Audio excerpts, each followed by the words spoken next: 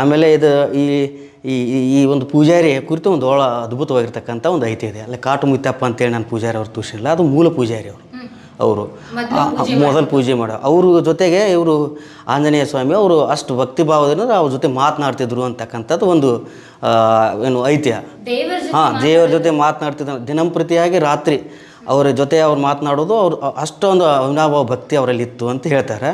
ಒಂದಿನ ಅವರು ಹನುಮಪ್ಪ ಜೊತೆ ಏನು ಮಾತನಾಡ್ಕೊಳ್ತಾ, ಇಲ್ಲ ನೀನು ದಿನಂಪ್ರತಿ ನೀನು ರಾತ್ರಿ ಎಲ್ಲೆಲ್ಲಿ ಹೋಗ್ತಿರ್ತೀಯ, ನಿನ್ನ ಜೊತೆಗೆ ನಾನು ಬರ್ತೀನಿ ಕರ್ಕೊಂಡು ಹೋಗು ಅಂತೇಳಿ ಆಂಜನೇಯ ಸ್ವಾಮಿಗೆ ಆ ಪೂಜಾರಿ ಅವರು ಹೇಳಿದಾಗ, ಇಲ್ಲ ನಾನು ಹೋಗೋದು ಕೆಲಸ ಬೇರೆ ಇದೆ, ನೀನು ಕರ್ಕೊಂಡು ಹೋಗಲ್ಲ ಅಂದಾಗ ಅವ್ರು ಹಠ ಮಾಡ್ತಾರೆ.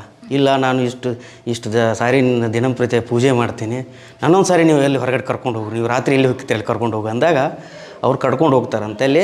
ಆ ಕರ್ಕೊಂಡು ಹೋಗಿ ಅಲ್ಲಿ ಸಂಜೀವಿನಿ ಪರ್ವತಕ್ಕೆ ಕರ್ಕೊಂಡು ಹೋಗ್ತಾರೆ ಅಂತೇಳಿ ಅದೊಂದು ಐತೆ ಬೆಳೆದು ಬಂದಿದೆ. ಅಲ್ಲೆಲ್ಲ ನಿನಗೇನು ಬೇಕಾದ್ರೆ ತಗೋ ಇಲ್ಲಿ ಅಂತಾರತ್ತೆ. ಅವಾಗ ಅಲ್ಲಿ ಶಿಲ್ಪಕಲ್ಲುಗಳನ್ನು ಅವ್ರು ತೊಗೊಳ್ತಾರೆ. ಅವು ಅವರ ಮನೆತನದಲ್ಲಿ ಇನ್ನೂ ಅದಾವೆ, ತೋರಿಸ್ತಾರೆ ಅವರೆಲ್ಲ ಪೂಜಾರಿಗಳು.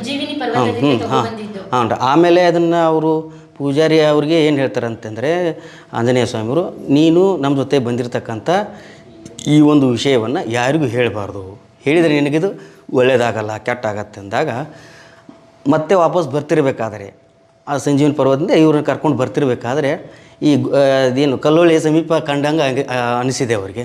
ಇಲ್ಲೇ ಬಂತು ನನ್ನ ಇಳಿಸ್ಬಿಡು, ಮೇಲ್ಗಡೆಯಿಂದ ಇಳಿಸ್ಬಿಡು ಅಂತಂದಾಗ, ಇಲ್ಲ ಇನ್ನೂ ದೂರ ಇದೆ, ನೀನು ಸುಮ್ಮನೆ ಇಲ್ಲೇ ಸಮೀಪ ಅಂತ ಇನ್ನೂ ದೂರ ಇದೆ ಅಂದಾಗ, ಇಲ್ಲ ನನಗೆ ಇಲ್ಲೇ ಬಂತು ನನಗೆ ಇಳಿಸ್ಬಿಡು ಅಂದಾಗ ಅವ್ರನ್ನ ಇಳಿಸ್ಬಿಡ್ತಾರೆ ಕಾಟು ಮುತ್ತಪ್ಪ ಅವ್ರನ್ನ.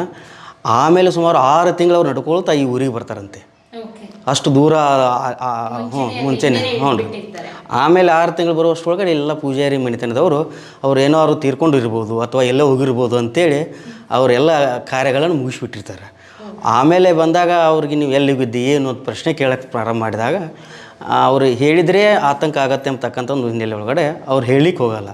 ಕೊನೆಗೆ ಅವರು ಭಾಳಷ್ಟು ಇದನ್ನು ಮಾಡಿದಾಗ ಇಂಥಲ್ಲಿ ನಾನು ಹೋಗಿದ್ದೆ ಅಂದಾಗ ಮತ್ತೆ ಅವರು ಆಂಜನೇಯ ಸ್ವಾಮಿ ಅವರು ಏನು ಮಾಡ್ತಾರೆ ಅಂದರೆ, ಯಾವತ್ತು ಇಲ್ಲ ನೀನು ಮಾತು ತಪ್ಪಿದಿ, ಅದಕ್ಕಾಗಿ ನೀನು ಶಿಕ್ಷೆಯನ್ನು ಅನುಭವಿಸ್ಬೇಕು ಅಂದಾಗ, ಆ ಶಿಕ್ಷೆ ಅಂದರೆ ಅವತ್ತು ಜೀವನ ತ್ಯಾಗ ಮಾಡೋದು.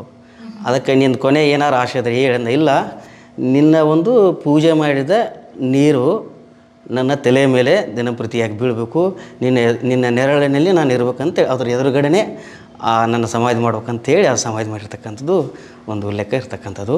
ಇಷ್ಟು ಇದರ ಒಂದು ಹಿನ್ನೆಲೆ ಒಳಗಡೆ